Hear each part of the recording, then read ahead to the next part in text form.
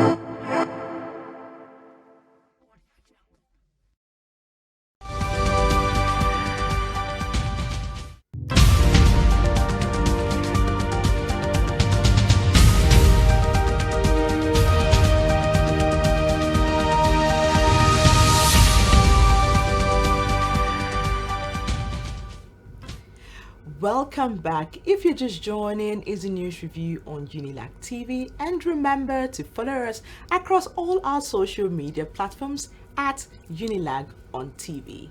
We are discussing the Teachers Appraisal Exam, the way forward, and I have the principal of the International School University of Lagos, ISL, Mr. Kola Amuson, BSc, PGDE, MSc.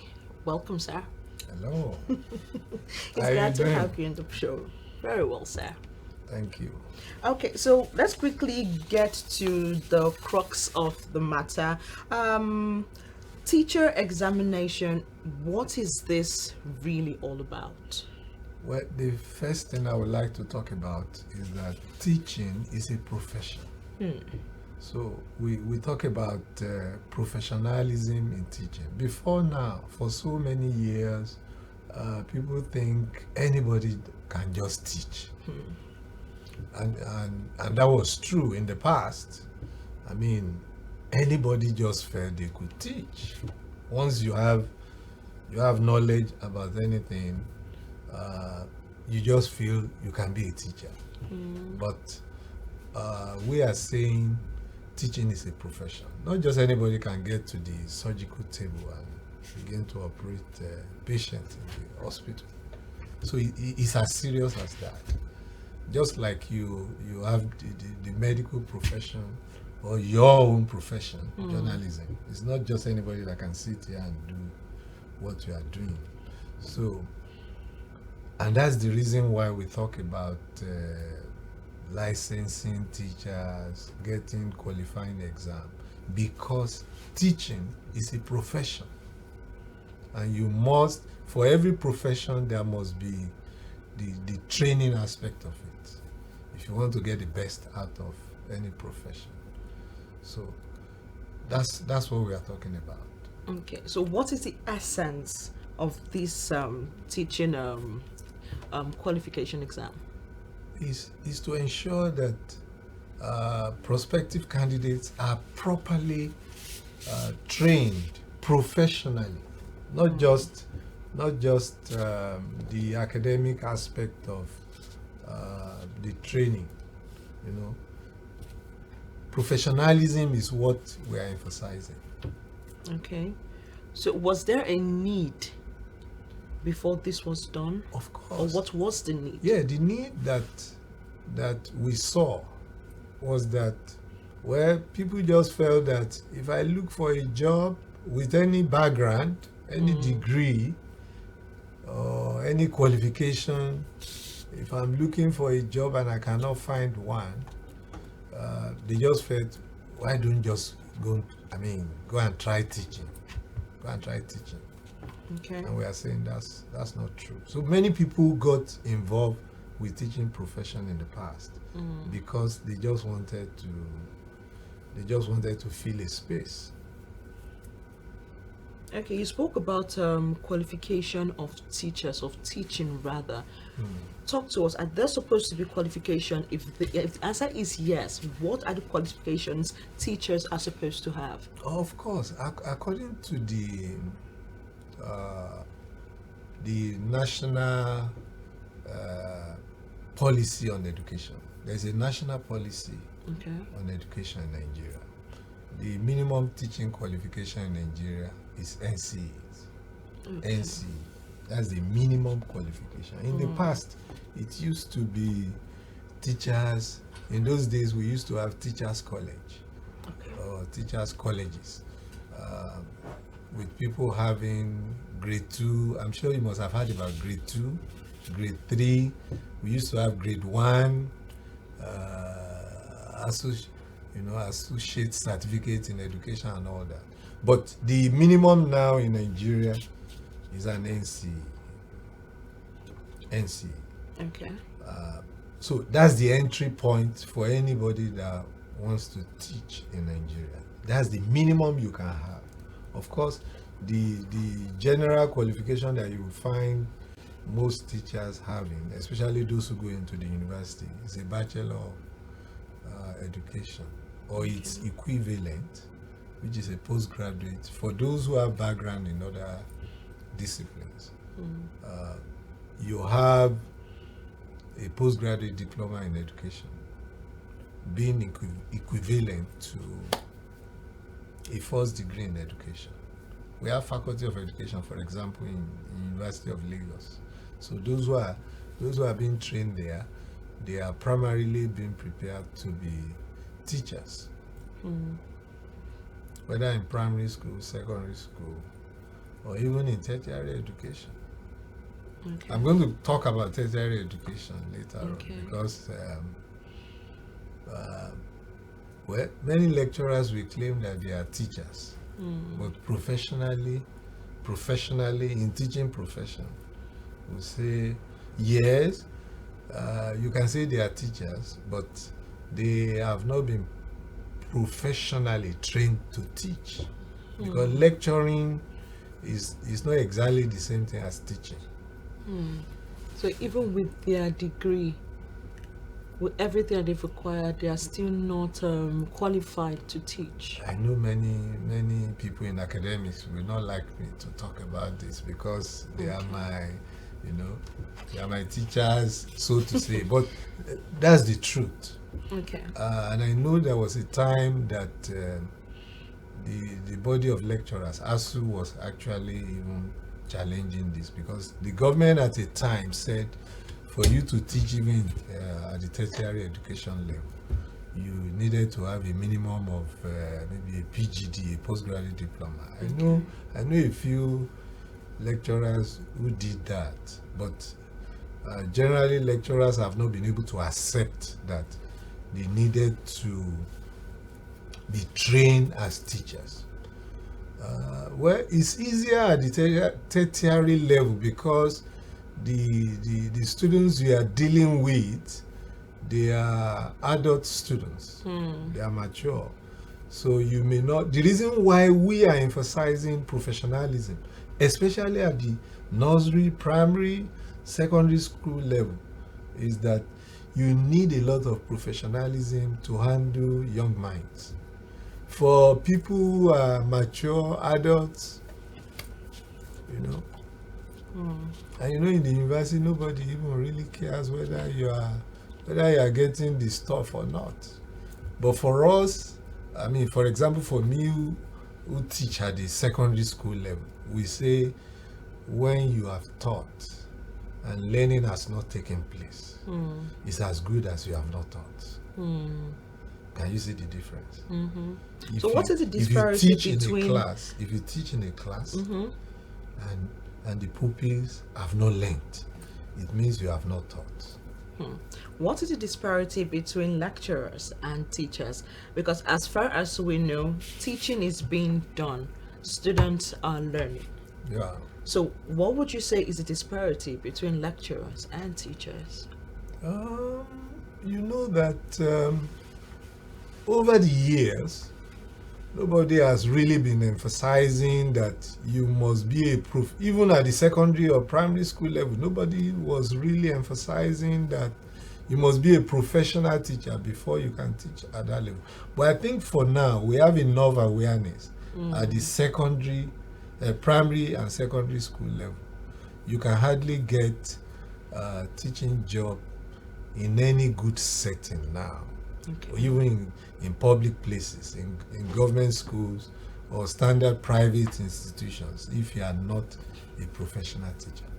Okay, so let us. Though we still have a few, we still have a few schools where you will still find teachers that are not professional teachers, unprofessional teachers.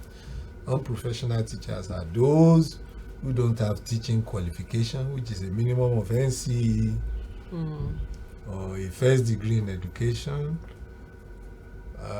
or equivalent, which is a postgraduate diploma in education. Okay, so quickly tell me about what is your own opinion about the teacher's appraisal exam? What do you think about it? Yes, my opinion about it is that it is very, very necessary to have teachers qualifying exam. I mean, that's what you find in every serious profession. I mean, talk about accountants. If they are going to, if you are going to employ an accountant, any serious organization that want to employ an accountant will be looking for a chartered accountant. Not even an accountant with maybe OND, HND, BSc in accounting. They will be looking for a qualified accountant. Somebody with, they call that ACA. Okay. That's the minimum. Okay, now, in a situation whereby teachers actually fail this exam, what will be the way forward?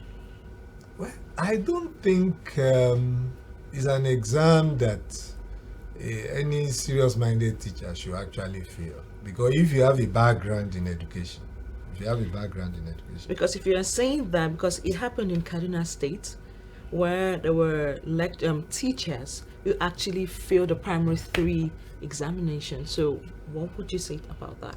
You see, there's no big deal about failing an exam. If you fail an exam, primary 3 exam for a teacher, maybe they were not even qualified in the first instance. Maybe they were not supposed to be called teachers. Those teachers, do they really have minimum qualification of an NC or a degree? But my view about failing an exam generally, there's no big deal about failing. Anybody can actually fail. If you fail, you go try it again. So how many times? But I think I'm remembering what you are talking about. Exactly. Some teachers were given work that primary 3 pupils should do. And they failed woefully. Then you can now begin to question their training, even their academic training, before you talk about professional training. their academic training. So maybe something went wrong with their background because it's not expected. It's not expected that even somebody in primary 6 should fail primary 3 exam. Talk later. Okay, so in a situation where that happens, what do you think should be the way forward? Should they still be retained as teachers, or should that's they part be of sacked? the reasons why we are having these qualifying exams. So that if maybe at the level, at the academic level, where they went for NCE training or first degree in education, if something went wrong, the qualifying exam is going to Okay, now expose that. as a principal of a school, Yeah. I want to believe that you have qualified teachers, and are they actually taking this exam? Yeah.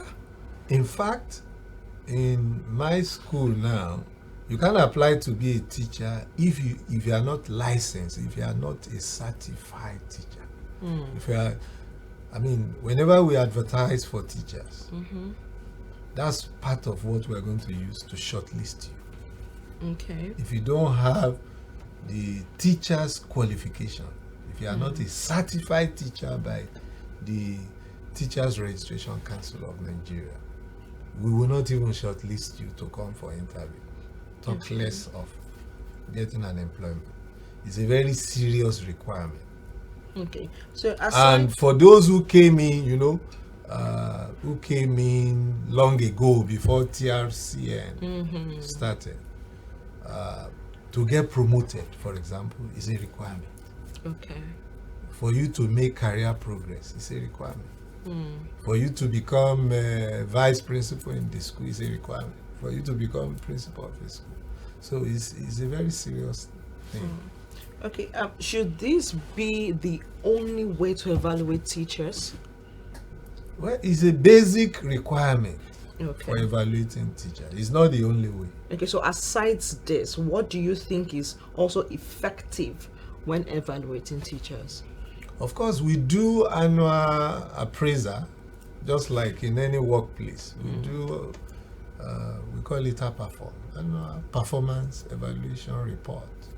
That should be done regularly.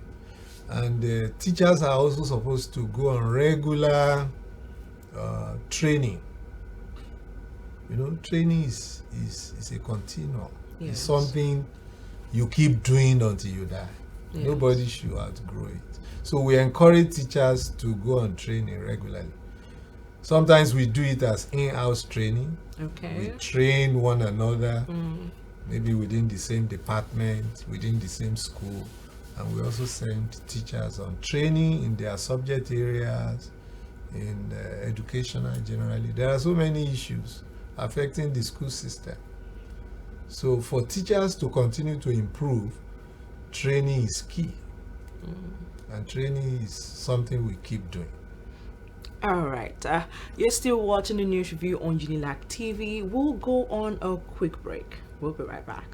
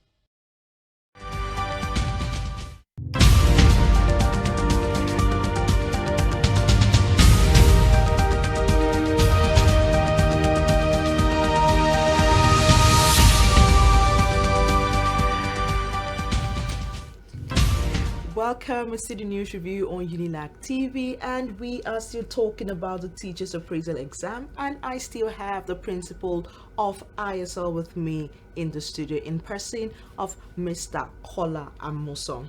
So I said I was going to ask you a question when we were on break. Let's talk about remuneration for teachers. Now, most people would not want to become a teacher because they feel the remuneration is, very low.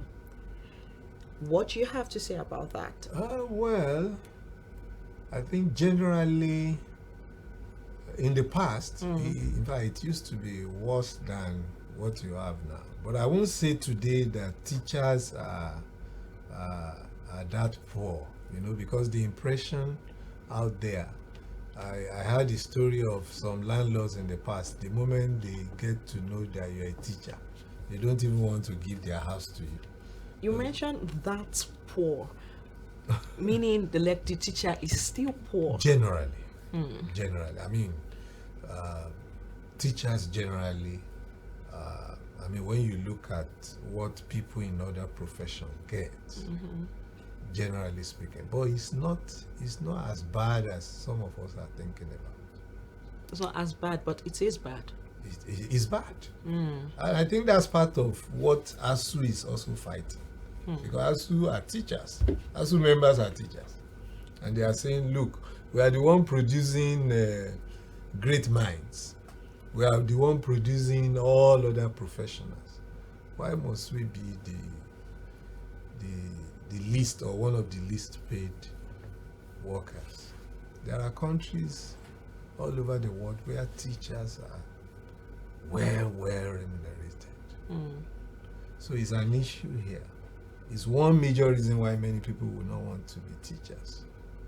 Okay, now we know that there are countries outside Nigeria which actually pay teachers really well, and we see a situation whereby our own teachers are actually moving to actually get those jobs, and yes, they are doing well. So what do you have to say to such, or would I even say, what would you have to say to people who find themselves in that category? Would you tell them to remain and make the country more a better place, or would you say, yes, please go over there, leave the dream? What would you have to say? You are talking about Japa syndrome. If you call it that. It's not affecting the teaching profession alone. It's affecting so many professions. So I think what is important is for the government to improve the lot of teachers and other professionals. Because you can't tell people to remain here. Well, some of us may choose to stay here, but you can't really convince people, because if people are looking at where they will get better reward for their profession, for their qualification, they will go. So it's important for the policymakers, those in government, the politicians, to make sure that they take care of teachers and other professionals. Because if you take care of teachers, you are going to experience development. Exactly. You are going to experience development because teachers are the ones training those in other professions. Okay. So how does this qualifying examination align with the overall goals of the educational system? How does it align with overall goals of education? Of course, everything that is expected of a teacher, that is the basic requirement of a teacher, is to be tested there. So if you qualify as a certified teacher, definitely that will make an impact. And actually, the whole essence of this qualifying exam, like I said before, is to give teachers a kind of a sense of belonging, that look, you are in a profession, not just one of those jobs that anybody can come in to come and practice. Because it's not just a certificate you'll be given a license. Just like a doctor is licensed. Okay, so are there any limitations to this? Limitation as in what As do a you mean? limitation of this teacher's appraisal exam? Because you said when a teacher fails, teacher can actually Go rewrite back. that particular Yes, exam. you can So go my back. question to that will, how many times will a teacher actually have to fail for the teacher to be removed from the system? No. Because since we are trying to like improve the educational system, so are you on the side that, okay, when a teacher doesn't pass this particular exam, the teacher should keep on trying irrespective You keep of on how trying. many times? I know people who do other professional exams for a long time. So will the teacher keep on teaching while the teacher has failed already? Like I said before, well, if that teacher has a job already, then he's even lucky. Because now you can't get a job, a teaching job, a good teaching job, without TRCN qualification. Okay. You can't get it. So, but if you have a job, like I said before, you won't be able to even move. You won't have career progress. So the earlier that teacher passes the exam, the better. So Because meanwhile, they are what wo- would the teacher be teaching its students if it cannot pass the teacher qualifying examination? Well, that teacher maybe has a teaching qualification already. You know, there's academic teaching qualification. But is that enough since he cannot even pass this? It's not enough. It's not enough. So the problem that will likely happen is that teacher won't make progress in terms of promotion, in terms of career opportunities. So the teacher, in other words, will be stagnant and keep on teaching pupils. Yeah. And some government some ministries in some states may give certain deadlines and say, okay, I think I was reading a piece of news sometimes ago, a particular state government says something like that. If you don't qualify by so period, we may show you out of the system. Okay. So do you think that is necessary? Well, that should be mentioned to teachers, to spur them. I don't think the exam is a big deal. Okay. It's not a big deal. Okay. It's not a big deal to qualify as a certified teacher. Okay. Thank you so much, Mr. Kola Amoson, for coming on the show. Thank you so much. Thank you. And that is our program for today. Do follow us across all our social media platforms on Unilag TV. I am Vina Peters. Bye for now.